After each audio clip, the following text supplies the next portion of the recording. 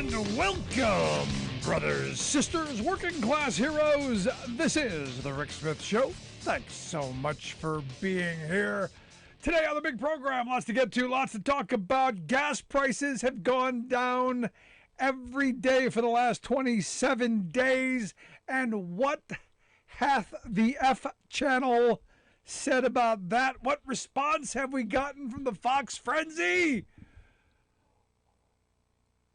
What are the mom and pops going to do? Gas prices are falling too fast. It's bad. Joe Biden is killing mom and pop. They're killing the struggling small gas station owner. Oh, that Joe Biden. Oh, he's killing mom and pop. It's falling too fast. It's killing them too fast. Too fast. The decline is historically faster than usual.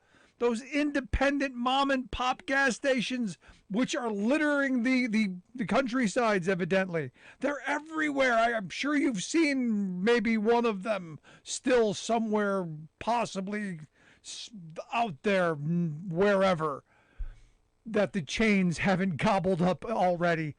Yeah, there could be one maybe with the welfare queen and the small family farmer who, with the estate tax, there could be,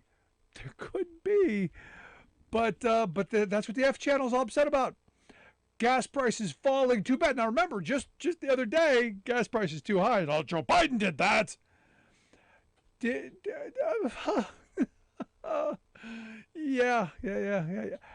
And it's one of those things where you go, does anyone pay attention to what they're being spoon-fed over there at the Outrage channel? Does anyone bother to understand that it's constant outrage candy just to make them angry about something every day? Not thinking about the consistency or if it makes sense, just to be angry?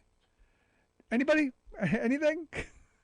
Evidently not, because I thought we wanted lower gas prices. I thought that was the goal. I thought the goal was, hey, Joe Biden, do something. Gas prices are too high. Do something. And what'd he do? He went after, he lowered the gas taxes. He went after those CEOs and said, hey, I'm looking at you. Do something. We're paying attention. He started to come down. Now, evidently, too fast. Too fast for Fox. Too fast for the F channel.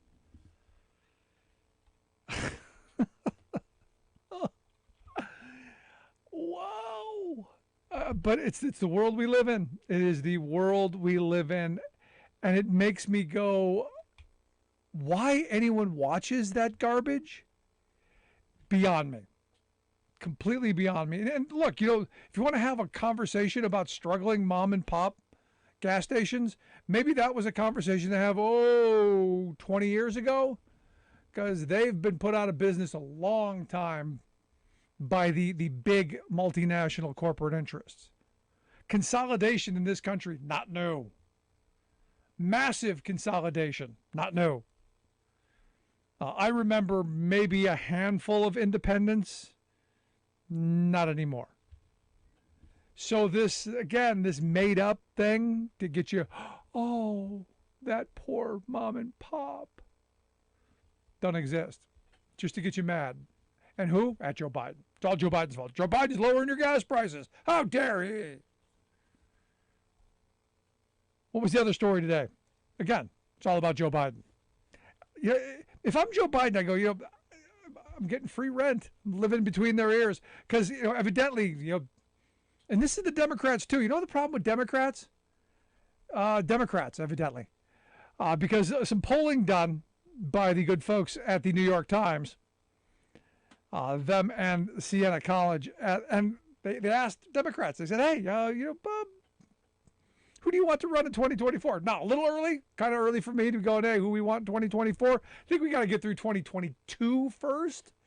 But according to their polling, 64% of Democrats say anybody but Joe Biden. We want somebody else. Because, we're being told by the F channel that Joe Biden's bad. We're being told by the mainstream media that, Joe Biden's bad. And we don't feel good about Joe. Only 13% of voters think that the country's on the right track. because we keep being told how bad things are. We keep being told inflation's killing us. And yeah, corporate greed is something that is really something that needs to be dealt with. So the New York Times had this story, big story, headline: most Democrats don't want Biden in 24. New poll shows. And they go and they find people like this 38-year-old woman from Michigan, preschool teacher. I'm so tired of all the old people running our country. I don't want someone knocking on death's door. Ageist. Yeah, let's go that route. Good. I want younger blood, she says. Not to mention, don't mention the fact that Biden had a plan to help preschool families get, preschool for their kids. Don't mention the fact that, there was a plan to help families, with child care. Don't mention any of that stuff. Don't cloud her mind with facts. Keep feeding her outrage candy because he's an old guy in the White House. He doesn't understand me. Don't cloud her mind with, hey, that there were actually plans that had we had, maybe 2 more Democratic senators and outside of Manchin and Sinema, could have gotten something done. Never mind how the system actually works, because they went through and they go, what are the important issues? Well, jobs in the economy. Jobs in the economy? What do you mean jobs in the economy? Jobs in the economy? Well, unemployment's 3.6%. During Biden's term, they've added almost 8 million jobs, the most virtually ever. GDP growth 5.7%. Wages are up 5.6%. If you care about the deficit, it's down. You go, things are going in the right direction. Oh, but wages aren't keeping up. Yeah, you know why wages aren't keeping up? Pretty simple. We don't have the bargaining power. We need stronger unions. And what's Joe Biden want to do about that? Wants to strengthen unions. But he hasn't done anything. Yes, because Senate, the place where good ideas go to die. Because, we don't do old guy in the wall. Didn't get enough of what we want. 41-year-old trucker, they quote from Ocean Township, New Jersey. He's not aggressive enough to get his agenda done. Wow, how aggressive. Do you want him to go to the Senate and beat up Joe Manchin? I do, but it's not going to help. This guy from New Jersey goes, well, Trump wasn't afraid to get his people in line. What do you mean, to tear things down? What exactly do you mean? What did Trump do during his tenure? He gave lots of money to rich people, did that, mission accomplished, check. But the Republican Party was going to do that anyway. Didn't help average, everyday working people. And you go, but Rick, but he was tough. He caused a lot of chaos. Yeah, he caused a lot of chaos. He got impeached twice.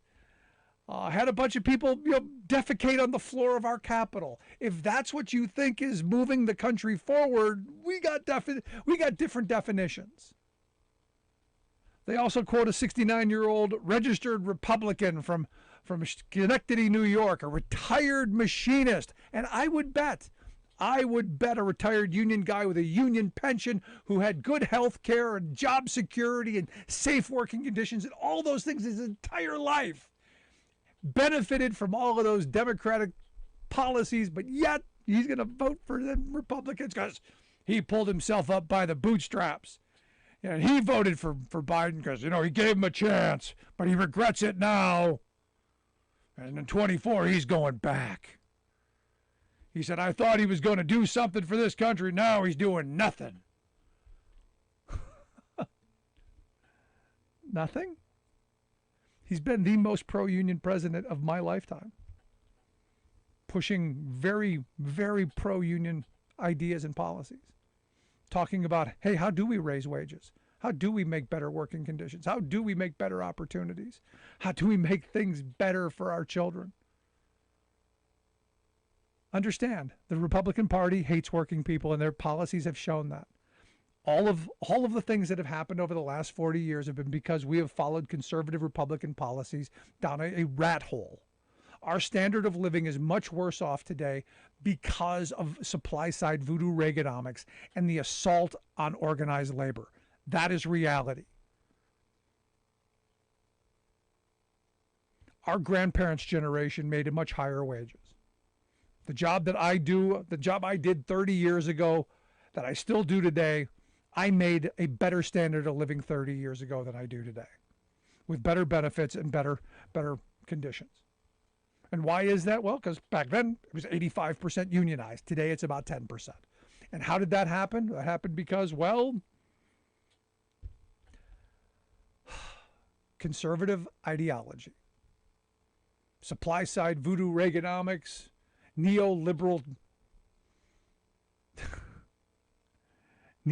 Democrats going, yes, we can work with conservatives. We can come together with deregulation. We don't need those unions. We're better than that now. Going to vote for the Republicans, he says. And Mitch McConnell says, hey, if those Democrats do anything I don't like, we're going to paralyze the Senate. Going to do nothing. That was his comment here the other day.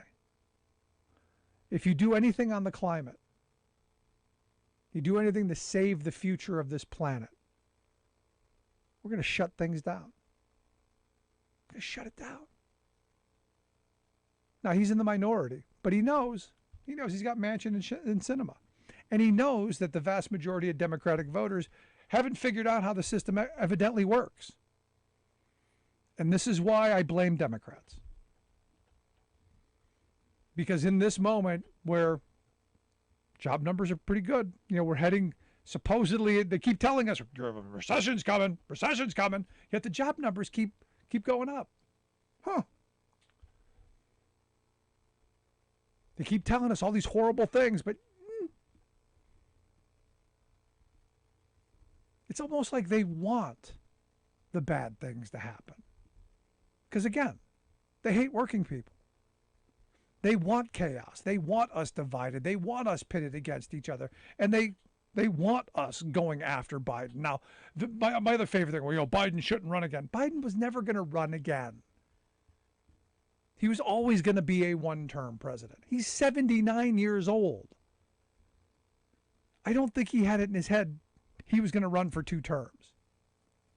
Now, you don't come out on day one and go, yeah, I'm running for 1 term. Because who wants to be a lame duck president on the day you take office? It's pretty simple. But get your heads out of the behind. Fight, stand up, speak out, and enough of this. Enough of this. Stop it. Stop it. Love to hear your thoughts. Email me, rick@thericksmithshow.com, or give us a call, 1-866-416-RICK, 1-866-416-7425. Break right back after this. If you miss any of the show, you want to hear that again because it's important. Podcast. Wherever you get your podcast, you'll find ours. Never miss a moment. Subscribe, share, like, comment, all of that stuff. Really appreciate it. Quick break right back after this. Stick around. You're listening to The Rick Smith Show. We're working people. Have the talk.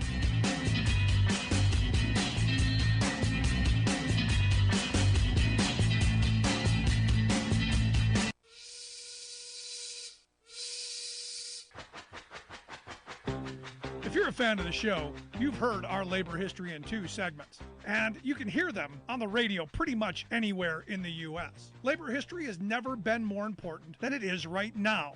So here's what we'd like you to do. Tell a teacher. Tell a teacher that labor history is important and that they can get digestible 2-minute lessons that are absolutely free. Free to download, free to use, free to share. Tell a teacher to go to thericksmithshow.com/history and help us put labor back where it belongs, in the classroom. Generations of American workers fought, bled, and died to build the American way of life. It's our job to keep their stories alive. Go tell a teacher that we're here to help them do just that. Find us at thericksmithshow.com/history today.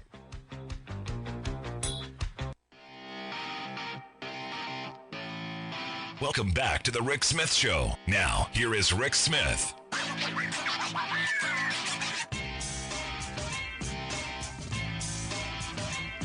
File this under you can never have enough worker power. This is a great story coming out of the New York, New Jersey area where you had community and labor groups that came together because Amazon wanted to build this this hub at the Newark airport, and it was a big deal. The reporting was, it's going to be 1,000 jobs, and these are going to be good jobs. These are going to be those $15 an hour jobs. Now, never mind the fact that the union jobs that had been there before, were $30 an hour jobs. Never mind that. But hey, these are the $15 kind. But you had activists in the environment, activists in labor. You had people community groups come together and go, what kind of jobs are these going to be? Are they going to be the kind of jobs that are going to sustain families? Are they going to be good for the communities? All this stuff. And when Amazon refused to comply with simple, basic labor and environmental standards, Amazon just said, "Well, we're out." So no new East Coast air hub at the Newark airport. And look, that's a place that if they really wanted to be there, they would abide by the local requirements. And this is a lesson. This is important. This is the kind of stuff where working people need to come together and go, hey, we do have some power when we stand together. We do have the ability to stand up and say, it's our community. This is where we live. We want to make sure that these jobs are good jobs. They're safe jobs. They're the kind of jobs that we want in our community. Because we know, and we've talked about this before, Amazon does not have the greatest record for worker safety. In fact, they're pretty bad. But you had these community organizers, these people going out knocking thousands of doors, direct action, people coming out, getting in the streets. They did a petition drive. They got thousands of community signatures on these drives. They got elected officials involved. This is what has to happen. It is this kind of grassroots, bottom-up kind of organizing that has to happen, not just in New York, New Jersey. This has to happen in every community. This is what worker power looks like. And this is outside of the political sphere. This isn't right or left. And I keep talking about this. This isn't right, left. This isn't Republican, Democrat. This isn't conservative, liberal. This is top down. This is big money versus the rest of us. This is taking on the powerful special interests and ensuring that they do the right thing. Look, I want Amazon to be able to build their facility. I do. I want them to be able to run their business. I want them to do their thing. But those jobs have got to be beneficial to the community. They've got to do it in a way that's responsible, that's not going to destroy others. And this is part of that. And look, this is happening in a bunch of other places. Back in 2019, a coalition of workers and community members, they tried to get Amazon to comply with similar standards for a West Coast hub out, and I think it was San Bernardino, if I'm not mistaken. There, same thing. You had people knocking thousands of doors. Turned out, hundreds of people. It's this kind of community power that needs to happen. And again, ultimately, with little notice or fanfare. What happened out there? Local elected officials approved Amazon's facility. The reason that what happened in New York, in New Jersey here, what happened is so big, is they were able to stop it. They were able to ensure that their demands were being addressed. And this is the kind of thing that I think is really important. The kind of worker power that we need to have.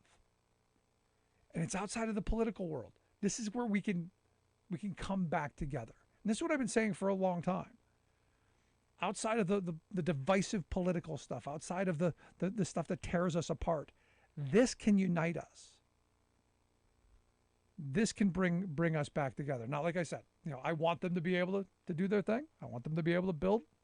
I want them to be able to service customers and all that stuff and make money, as long as they do it in a way that's going to ensure that the communities affected are made whole. That those are good jobs, that they're safe jobs, that they're lifting up the community and not tearing it down. And also that we're not subsidizing the you-know-what out of it. This is one of those moments where you just go, I want to know how much money was going into this. How much money was going to, taxpayer dollars was going to be funneled into this. Because when you shine the light on these deals, and this is why it's so important that we don't allow this stuff to be done in the dark, which is why it's important not to allow it to be done in secret. You get to find out just how much we're handing over to these corporations. You remember their H2Q scheme and all of the stuff that we handed over to them, only to find out they were going to put those headquarters where they were going to put them anyway. But they got communities all over this country to hand them free data and free work and all kinds of stuff. It's about the transparency. It's about holding them accountable. It's about really being able to affect that kind of important change, and having the organization to do this. And this is where labor needs to be really tuned in, and where community groups and environmental groups and average everyday people, working people like you and me, need to finally get to the idea that someone else isn't going to do it for us. We're not going to get someone else to do it for us. We're going to have to do it for ourselves. I have friends who, well, the union will take care of it. No, you're the union. You are your union. It is not the union. It is your union. You do for yourself. And this is this moment, because what we're seeing on the other side, what we're seeing the right wing do, is this kind of direct action. Now, they're doing crazy stuff. You're seeing these religious people who are going, no, we're going to tear down that wall between church and state, and we're going to make this a theocratic country. We're going to bring Christian Sharia law in. We're going to make you believe what we believe. That's coming because they're doing this exact kind of organizing. They're doing this kind of direct action. And it's time average, everyday working people like you and me, it's time we stand up and we demand better. So when we come back, we're gonna talk about this, because this is an important one. This kind of organizing and understanding how to do it, and understanding the nuts and bolts and the why, I think, is really important. So when we come back, we're gonna have Terrence Bankston come and give us some thoughts. He's an environmental justice organizer with Clean Water Action. They were one of the groups who organized around stopping this and making some demands and holding them accountable. I think this is a big victory. So when we come back, we're going to talk about that. If you miss any of the program, podcast. Also, email rick@thericksmithshow.com. Quick break, right back. Stick around.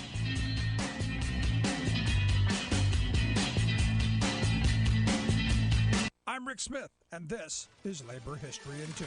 On this day in labor history, the year was 1937. The Little Steel Strike was beginning to collapse. Strikers in Massillon, Ohio had gathered that Sunday night at Union headquarters across from Republic Steel's Massillon Works. As Ahmed White describes in his book The Last Great Strike, the union had organized weekly festivities on Sunday nights, including food, live music, and dancing. For weeks, the Law and Order League had repeatedly demanded special police be deputized and armed to crush the strike. By early July, Ohio National Guardsmen ensured the forcible reopening of the mill. One self-appointed special deputy leader, Major Curley, decided tonight would be the night he was going to, quote, clean out that goddamned hall. He provocatively positioned his deputies in front of Union headquarters. First, he ordered his deputies to fire on picketers attempting to block the gate at shift change. When strikers hurled bottles and rocks in response, the deputies unleashed massive rounds of gunfire and tear gas for more than half an hour. Guardsmen, railroad, and company police joined in the anti-SWAT siege. 2 strikers were dead. Nick Valdos was shot in the hip as he attempted to aid wounded strikers. Fulgencio Calzera was shot in the back of the head in front of Union headquarters. Another 7 strikers were shot and seriously wounded. At least 4 more were hospitalized with injuries. Police forces ransacked the hall, seizing Union records and membership lists. They continued their rampage through the neighborhood, ransacking homes and arresting anyone suspected of having ties to the Union. As many as 165 were arrested and held for several days. As White notes, the NLRB and the La Follette Commission both concluded that blame for the evening's violence lay with Republic. Labor History in 2 brought to you by the Illinois Labor History Society and The Rick Smith Show. In the 1990s, renowned Texas progressive writer Molly Ivins regaled and appalled readers with her reports on the tragicomic awfulness of George W. Bush's 2 terms as Texas governor. His tenure was notable for his deep ignorance, frat boy arrogance, and flagrant servility to corporate interests.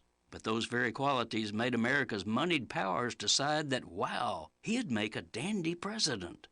Molly warned that this was madness, but in the 2000 race, W's patrons stuffed him with money, buffed him up with PR shinola, pulled off a post-election political heist in Florida, and squeegeed him, Cheney, Rumsfeld, Ashcroft, and that whole regime of horrors into office. Americans soon began expressing astonishment at how shallow, imperious, and dangerous Bush and company were proving to be, leading Molly to say, "Next time I tell you someone from Texas should not be President of the United States, please pay attention. Don't look now, but another Texas gubernatorial goober named Greg Abbott is coming at you, insisting that he should be your next president." Sadly, Molly is gone, but I think I can speak for her on this matter of national import. Hell no!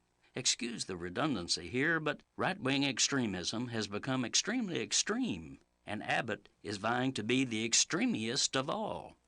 A clue to his loopiness is his vituperative anti-abortion absolutism, forcing victims of rape to give birth to their rapist spawn. Not a problem, proclaimed Abbott, for he's the Lone Star Wizard. He declared that he intends to go out and arrest all rapists, get this, before they rape anyone. This is Jim Hightower saying, Abbott has run up a record for spectacular program failures, widening inequality, corruption, political buffoonery, and so awful much more. If that's your idea of a president, there he is.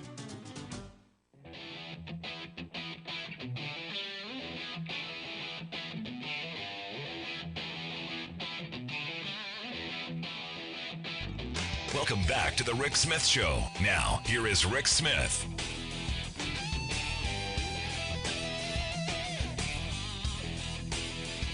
So again, I come back to this, and it's not often you take on the giant and you win, especially when you talk about small environmental groups and labor groups coming together, and not with the same kind of resources. I mean, look, Amazon is a behemoth with basically limitless resources. If they want, they get what they want usually. So the fact that you had a bunch of environmental and labor folks coming together and saying, you know what, we care about the wages that the workers make. We care about the environment. We care about the community, and those should be addressed. And to actually, affect that, I think is a pretty significant victory. And that's why I've asked Terrence Bankston to come talk with us. Terrence is the environmental justice organizer with Clean Water Action, their website, cleanwateraction.org. Terrence, thanks for taking time for us. Thank you, Rick, for having us and for your platform caring about this issue and helping to lift it up. No, I think this is incredible. I think, we talk about worker power here all the time. We talk about, about the reality of, so often we're forced into the frame of, it's Democrats versus Republicans. It's the right versus the left, males against females. You know the divides. When the divide really is top down, it's the wealthy and the powerful versus all of the rest of us. And this is this kind of David and Goliath situation, I think. Well, absolutely. I mean, when you talk about power, the New York and the New Jersey Port Authority is one of the most powerful bodies of of appointed officials. I mean, when you go to their meetings, they guard them like they're the president, which shows how important they are. But when we go there and we find out that these commissioners or these board members are appointed by the governor of New Jersey and the governor of New York, yet many folks who come from the South Ward of Newark community, where the airport is in our backyard, or Elizabeth, or Jersey City, other areas, other towns that are affected by what goes on and not at the port. It's to see the disconnect between the community, the local leaders, and that board is astounding. And so being able to have local residents for many of us, going to that meeting for the first time and having our voice be heard was powerful. And then we also noticed the lack of diversity on the board as well. I think there were two folks of color, and one was present and one was not. And so when we talk about Black and brown communities, the only and the best people that can speak from us are those that are from those communities, those who are actually affected day to day. They are the best people to speak for us and to advocate for us. And so this was an example of us not so much chastising or beating up on the board, but saying our voice matters too. Not just the guys, the powerful guys up at the top, the rich guys, as you said earlier. Yeah, no, this is, as I said, this is the kind of model moving forward that I think we need to take up. This is direct action democracy. This is participatory democracy. This is what we're supposed to be about. This is what I believe our country is supposed to be. So when I see it actually work, we got to celebrate this. You got to say, yeah, this is something that we want. Now, look, do I want Amazon to be able to build their facilities? Yeah, if they're good corporate partners and they're going to create good jobs and they're going to play by the rules and they're going to do all the things that we want and need them to do, sure. But they got to meet those demands first, I believe.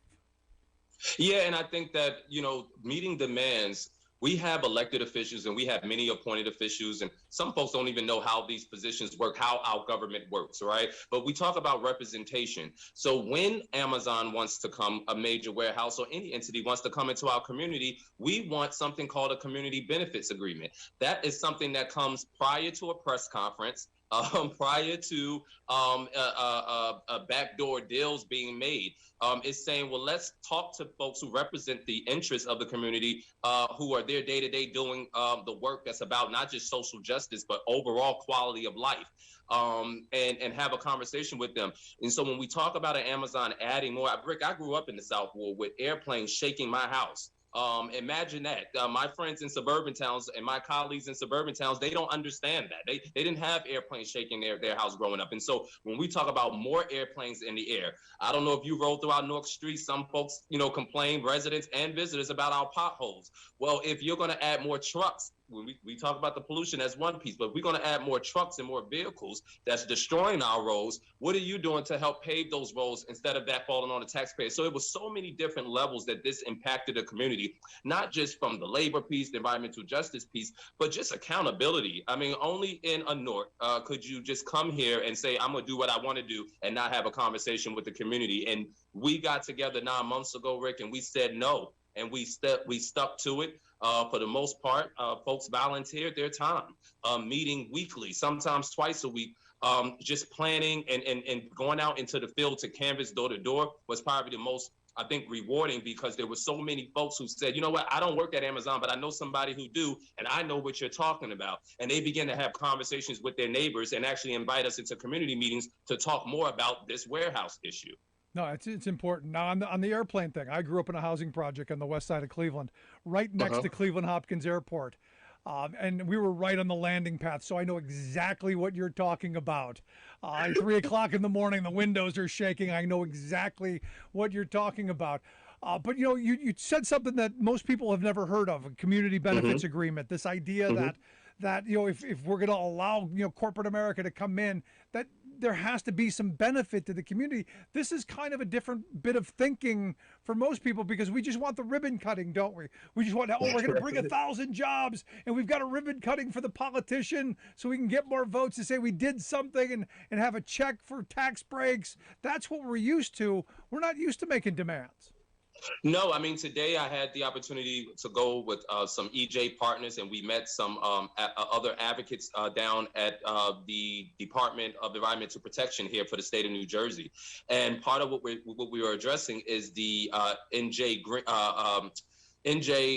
EJ rule, environmental justice rule. And so this is a law that will have policies being put forth. That was the reason for the hearings, that talks about expansion and the development of these type of warehouses and the standard that they must have for not just creating these spaces, but even expanding later on down the road. And what that means, and what we were forcing in this rule, and why we were down in today's, we want the Department of EP to ensure that there are matter-of-fact stipulations that hold warehouses and these type of entities accountable to the community. That when the community, when these projects are coming up, we don't want a sign posted 200 feet from the location. We want it 1,000 feet. We want them to text us the way they text us about COVID shots, to text us about these type of projects coming, so that the community can be aware of it, and then they can exercise their right in the process to speak on it. And what happens when we speak on it is every person who files an application for these type of warehouses has to answer any and every resident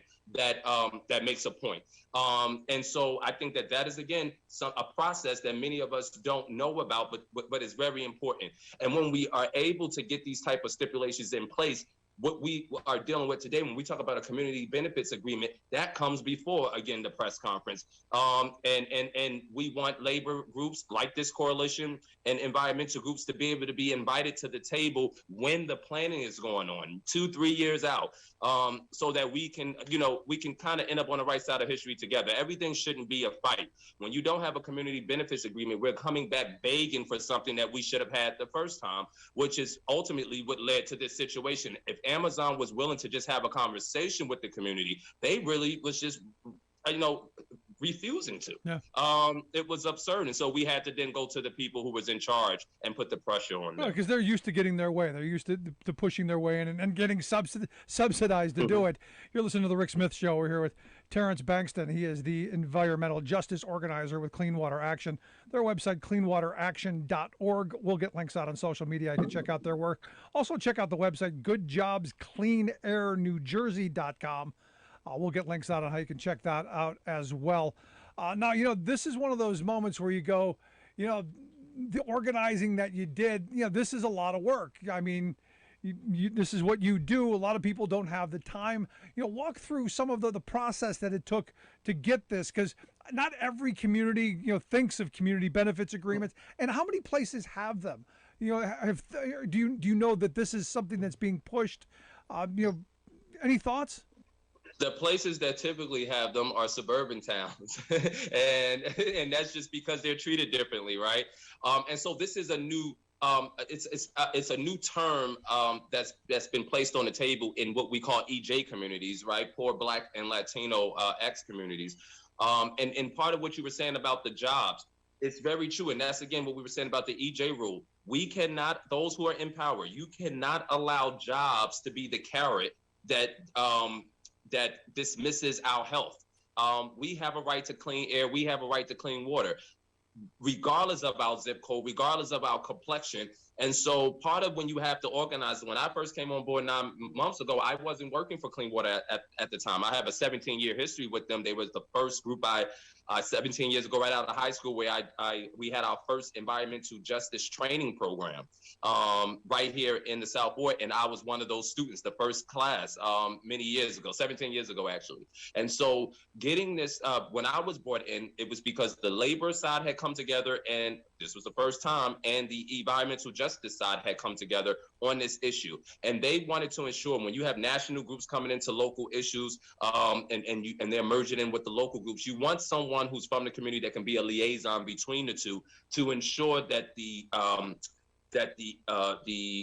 issues on the labor side, which we can talk about a few of those, and the environmental justice side, both sides are heard, both sides get the attention. And so part of the organizing work was being able to have these two sides come together. We're talking about maybe 6-7 groups on one side, 6-7 groups on the other side, and ensure that everybody's voice mattered. And so that took hours and hours of meeting. We've knocked on thousands of doors. I can't even begin to tell you how many events that we've attended in the West Ward of Newark, in the South Ward of Newark, and also in Elizabeth. And we did some foot trafficking also in Jersey City. And so it took, again, for 9 months, meeting week after week, every Monday committing to that. We also had some subcommittees. It was really an all hands on deck. I mean, I got to give a big shout out to Sarah, who's from Make the Road, New Jersey, who really was a great support and a leader in this regard to help bring us all together. And so it took sacrifice. We can't be willing to get something if we're not willing to give it up. So yes, it took many, many hours. So Sarah can also tell you that, a lot of sleepless nights, a lot of early mornings. And when we have to educate people, we didn't want to just put signs in people's hand, Rick. You know, we wanted to educate them so that they can feel not just inspired by the issue, but empowered to make the change themselves. And so that was just some of it. A lot of long hours, a lot of follow-up, a lot of one-on-one meetings. We met with Rob Menendez. We've met with Mayor Baraka. We met with Congressman Payne. We met with Senator Booker. And so it took a lot of, again, a lot of different moving pieces. But all of us, we was one band, one message. And we didn't have any one-off meetings. That's a rule of organizing.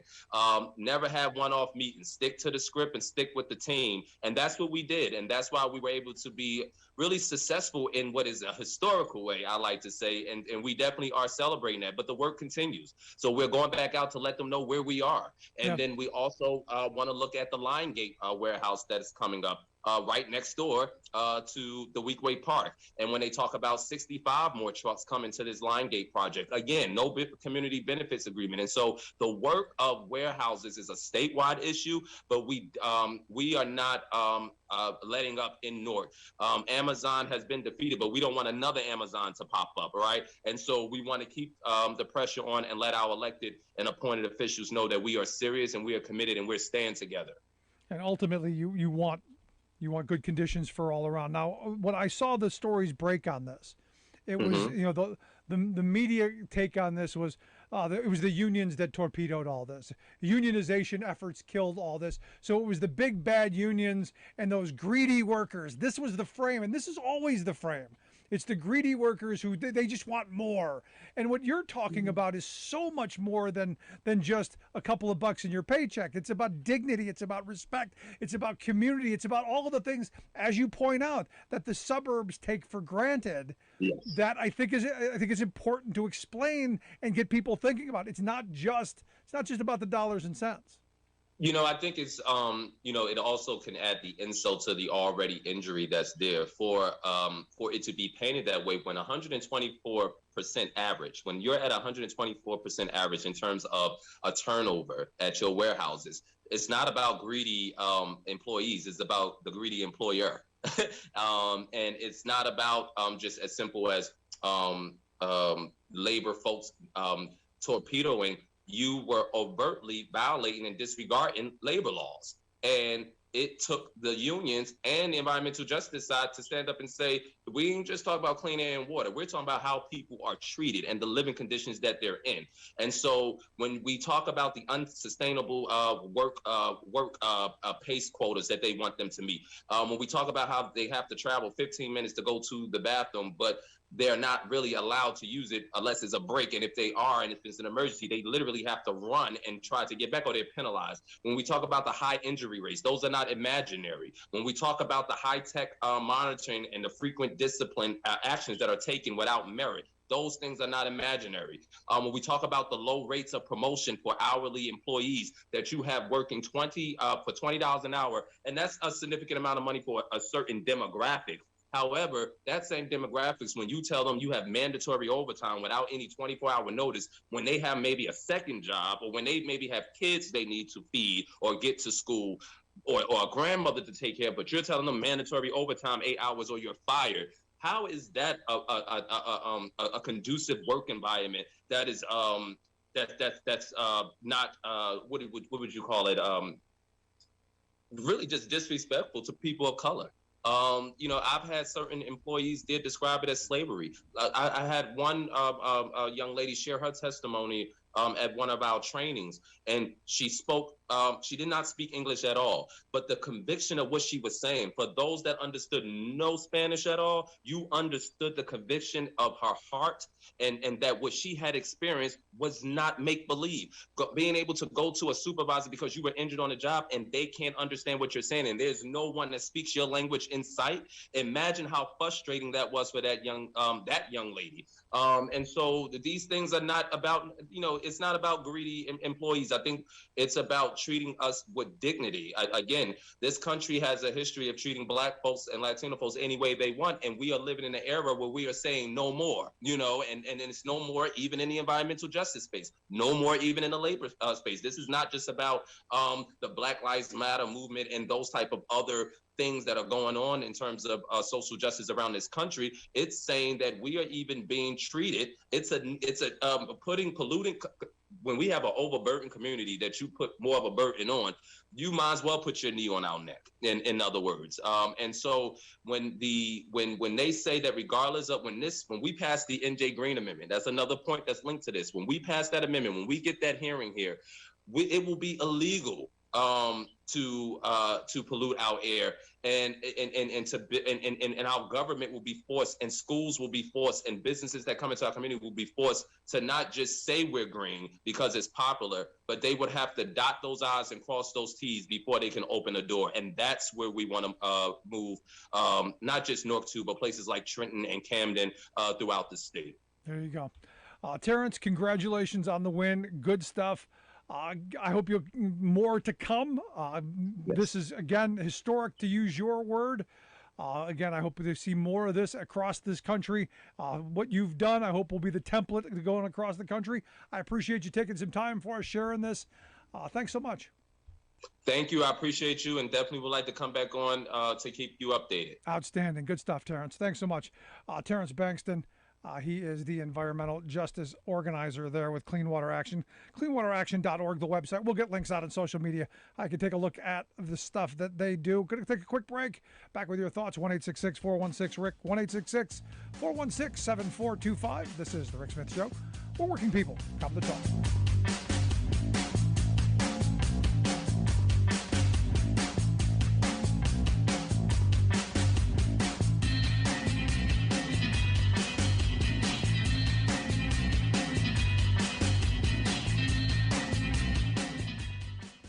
I'm Rick Smith, and this is Labor History in 2.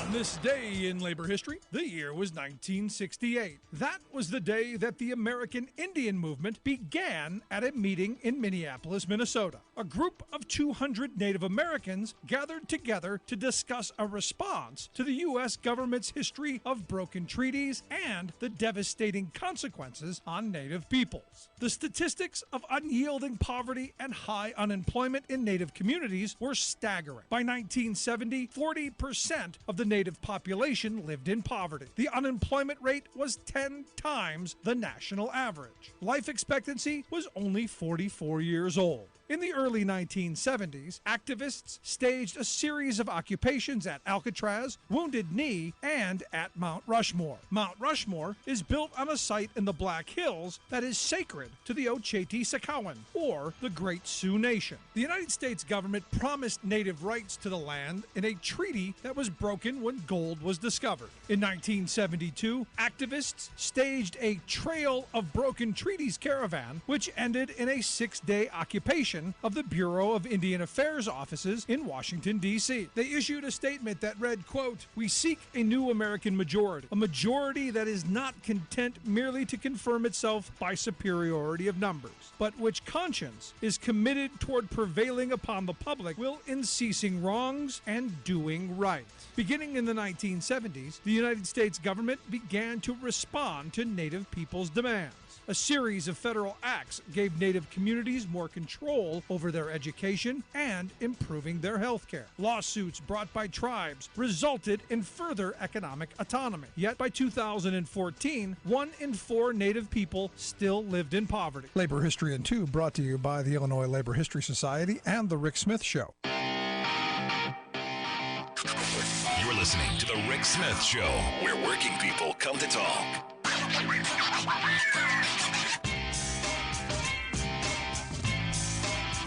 This is a great story out of Ohio. This guy owns a couple of McDonald's. His name's Tony Fallu. Tony started working at McDonald's. This is his second job back in 1962, making 90 cents an hour. He became a manager. He eventually bought one, and then he bought another, and he bought another. He's 90 years old now. He owns a couple of them. When he had to close down for 3 months to rebuild, because every so often they have to remodel and rebuild, he paid all of his 90 employees all of their money, all of their wages during the rebuild. And you go through the story and you go, why would this guy? He didn't have to do it. Didn't have to do it. Could have just said, you're off on your own. Go collect unemployment. You're tough on you. And you go, this is the change. Because this is what this is what businesses used to do in the old days. This is what a 90-year-old guy remembers from the 1960s. This is how business used to run. Until we got smart, until we went and got educated. We treated people decent. We treated communities better. And I was talking with someone today who's saying, look, it used to be in the old days, the boss of the small business, he'd take the guys on Friday to the bar. He'd buy them drinks, or he'd buy them dinner, lunch on Fridays, whatever. He was part of it. We've corporatized so much. It's all about the self. It's all about the individual. It's all about me. It's all about the money. It's all about Wall Street. So when I see this National Bureau of Economic Research study that was just published, that says that they went and they looked at voter registration data from 3,700 executives at the S&P 1500. And what they found that, the executive boardrooms are getting much more Republican. 68%, they said, in 2020 were Republicans. And I'm going, wow, that seems kind of low. Now, it is down from its high in 2016, which was 75% of executives were Republicans. Because ultimately, here's the reality. Punchline, Republicans hate working people. That's the reality.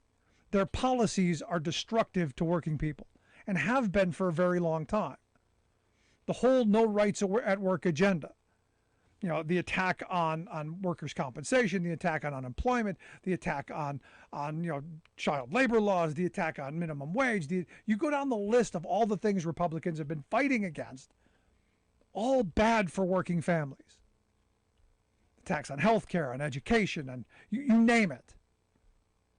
And I find it just amazing that we don't know. So when you see this story about this guy who owns a McDonald's in Mayfield Heights, Ohio, paying his employees, you go, that is so wonderful. Oh, he's such a good Samaritan. He's such a good guy. That used to be the culture. Now he's this example of stunning generosity. Whereas this is what it used to be. And it can be again if we demand. And this is what I keep coming back to, this kind of organizing that our grandparents' generation did, these kind of demands. Because there are no benevolent dictators. I'm sorry, there aren't. And the ones that are, maybe there's one. And maybe he owns a McDonald's in Mayfield Heights. And maybe it's because he's a 90-year-old guy who remembers a better time. But he is very much the exception. This is why workers need to organize. This is why we need worker power, which is why I think stories like the one Terrence told, so incredibly important. Love to hear your thoughts. You can email me, rick@thericksmithshow.com. You miss any portion of the program, podcast, wherever you get yours, you'll find ours. So while the Supreme Court case is very important, it's not the only game in town. Right-wing Supreme Court strikes major blow to EPA's ability to regulate carbon emissions. Residential natural gas stoves leak carcinogens even when turned off, study finds. Plus, clean energy jobs are booming. Fossil fuel jobs are shrinking. All of those booms and more straight ahead from BradBlog.com. I'm Brad Friedman. And I'm Desi Doyen. Stand by for 6 minutes of independent green news, politics, analysis, analysis and snarky comment. Getting to a wedding costs an arm and a leg. Gas is so expensive, you can bring it as a wedding gift.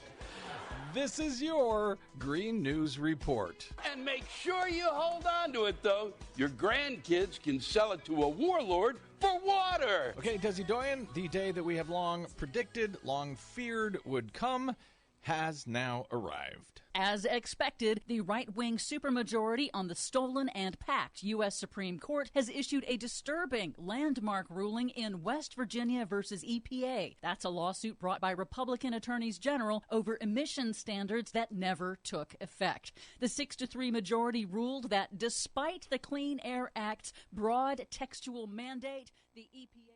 KCAA Loma Linda, 1050 AM, 106.5 FM, and now 102.